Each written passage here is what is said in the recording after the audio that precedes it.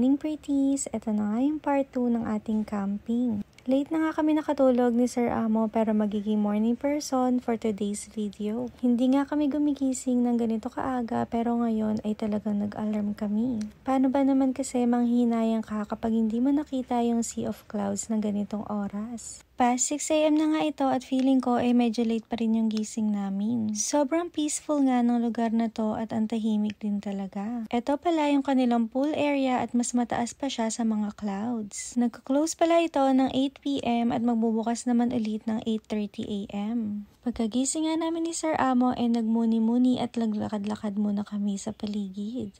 Tapos nagpunta kami sa tindahan nila para bumili ng hot coffee and Milo. Dinala na nga namin yung mga drinks namin habang naglalakad-lakad kasi sayang naman yung oras. Kapag dito ka nga gumising, feel mo talaga yung fresh new start. Hala, ang arte. Sobrang fresh at bango nga ng hangin dito, wala talagang katulad. Pagkagising nga natin, wala tayong ibang gagawin kundi mag-relax ulit.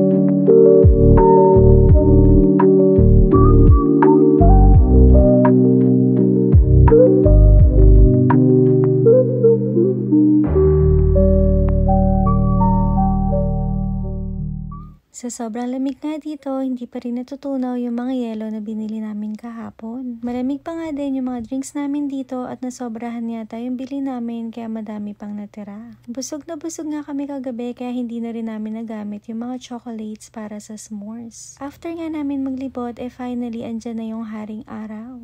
8:30 AM na nga din ito kaya pwede na rin gamitin yung swimming pool. Hindi nga kami nakapag-swimming nung day 1 kasi sobrang lamig na nung hapon. At ngayon, perfect nga yung weather kasi medyo mainit yung araw. Kaya tara pretties, enjoy natin yung view while swimming.